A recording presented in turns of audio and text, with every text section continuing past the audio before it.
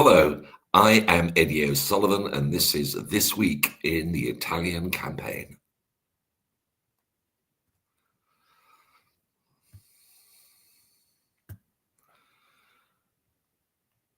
In This Week in the Italian Campaign, brought to you by the Freedom for Italy Network. Episode 68, The Preparations for the Allied Offensive in April 1945. But first, a roundup of events in Italy 80 years ago this week. At a meeting in Lucerne on the 8th of March with American OSS Station Chief in Switzerland Alan Dulles, higher SS Police Chief for Italy General Karl Wolff set out a plan for the surrender of German forces in Italy. It had been arranged following initial contacts with emissaries from Italy on the 28th of February. A further meeting between Dulles and Wolff took place in Switzerland on the 19th of March. Contacts with Wolff continued until President Roosevelt died on the 12th of April, when they were shut down by his successor, Harry Truman. Plans for a local surrender in Italy would have been in breach of the Allied insistence on complete, unconditional surrender on all fronts. On the 9th of March, Benito Mussolini sent a priest to Switzerland to make a proposal to a Vatican envoy that Italy and Germany join with the Western Allies to defeat Soviet communism. The proposal was not treated seriously. On the Fifth Army front, while 4 Corps carried out operations in February and March, the 2 Corps sector had been largely quiet, though the 34th Division carried out a 2-battalion raid east of Highway 65 in February to seize high ground northwest of Pizzano. Nothing greater than company-strength patrols were undertaken in the rest of March. The 91st Division subsequently replaced the 34th in the Idice Valley and Mount Belmonte sector. The 1st Armoured Division, with 135 Regimental Combat Team attached, relieved the 6th South African Armoured Division on the left flank of 2 Corps. On the 8th Army front, the 8th Indian Division, which had been part of the 5th Army Reserve since January, returned to positions in the Adriatic coastal sector. On the 6th of March, the 34th Division returned and relieved the 88th Division astride Highway 65. A week later, the 10th Indian Division assumed command of the 85th Division sector in the Monte Grande Hill Mass. The 8th Army extended its boundary westward to just east of the Idice River Valley. Axis forces were also reorganized. The Germans moved the 16th SS Panzer Grenadier Division and 715 Grenadier Division out of Italy. The 29th Panzer Grenadier Division was taken out of reserve to hold the line opposite America's 10th Mountain Division in early March. 334 Grenadier Division relieved the 29th at the end of the month to allow it to return to reserve near Modena. 278 Grenadier Division extended its sector to cover the gap left by the later withdrawal of 334 Grenadier Division.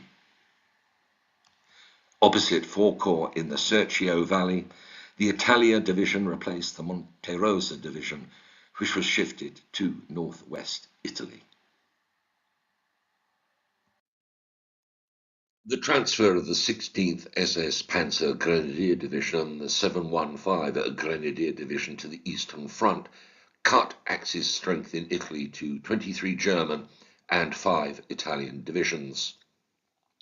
In mid-March, Field Marshal Albert Kesselring was called to Germany to take charge of the breached German defense lines along the Western Front. General Heinrich von Wichtenhoff, who had acted for Kesselring when he was injured in a car crash in October 1944, was elevated to the Supreme Command in Italy. Throughout March, across the entire Italian front, both Allied armies started to prepare for the great offensive scheduled to begin in April. Frontline units were rotated, supplies were accumulated. Heavy equipment was concentrated. In all theatres, the Second World War was reaching a climax. The Red Army was on the River Oder and only 43 miles from Berlin. On the Western Front, Allied armies were poised to cross the River Rhine and enter Germany. In the Pacific, the invasion of Iwo Jima, which had begun on the 19th of February, was to be completed by the end of March, and in New Mexico, work on a nuclear bomb was proceeding. With the end of the war in sight, the minds of Allied leaders were turning to the shape of the world after. At the Yalta Summit in the Crimea in February, UK Prime Minister Winston Churchill, US President Roosevelt, and Soviet leader Stalin agreed that Moscow would annex the territory of eastern Poland that the Soviets had occupied in September 1939. Poland was to be compensated with land taken from Germany. Supreme Allied Commander in Italy Mark Clark reported the reaction to this news in the Polish Corps in his diary on the 3rd of March. The announcement by the Big Three at the Yalta Conference with regard to Polish territorial subdivisions after the war, as delineated by the Curzon Line, created a panic in the Polish Corps commanded by General Anders in my 15th Army Group. General Anders has long been an outspoken opponent of this solution, and having been a prisoner of the Russians along with thousands of his men, and most of them living east of the Curzon Line, the solution was entirely unacceptable. Anders' first violent reaction was to send a letter to the commanding general of the 8th Army, requesting that his corps be relieved immediately from frontline duty. He even intimated that it would be better to accept the Polish corps as prisoners of war. He felt that under the circumstances he could not be responsible for holding a sector with mixed emotions as prevailed among his men. 8th Army Commander Richard McCreary talked to him, and I sent for Anders.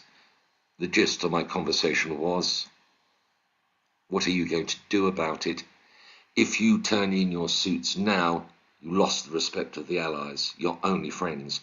Your men are going to follow the cue you indicate to them. If you become a defeatist and indicate that all hopes are lost to your men, you will have failed in your duty as their commander."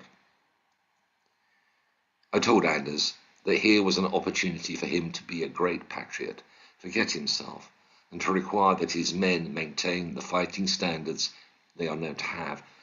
I told him that, in my opinion, our President Roosevelt would not sit at the conference table and willingly turn the new Poland, lock, stock, and barrel over to the Bolshevists. I told him he was taking the most gloomy attitude possible, and that it could not possibly be as bad as he forecast. The only thing for him to do was sit tight, maintain the standard of his men at the highest possible level, and await developments. In such a case, the patriotic attitude which he had taken and prevailed upon his men would be brought by me to the attention of President Roosevelt and also to the Prime Minister. Before leaving me, he promised that his men would maintain their defensive sector, but that he had to go to England to discuss it with his government. The question which worries me is this: will the Poles be able to take part in an important role in the offensive battle which I am planning? There is some question that they will. I have talked this matter over with all concerned, including 8th Army Commander and staff, but the real answer will be disclosed when Anders returns for a conference with me. With withdrawals from the 15th Army Group, it would be a serious blow if I could not count on the Poles for all-out offensive action.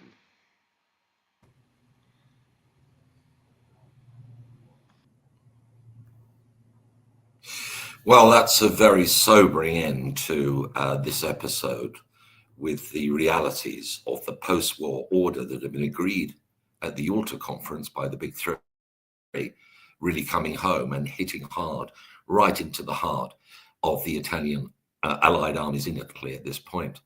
And as we can see, General Clark tried to reassure General Anders, but the history books show what actually happened once the war was over. And General Anders was to spend the rest of his life in exile in the UK. Anyway, so that's it for this week. Next week, I will be turning to the more detailed elements of the planning for the Great Allied Offensive in Italy. It's going to involve 850,000 men. It's a huge operation, and the planning was comprehensive and very detailed. So I'll be looking at the plans before I move on around the 1st of April when the operation, the final offensive, began. So that's it for this week. So until next time, from everybody here at This Week in the Italian Campaign, it's goodbye, good luck, and may God bless you all.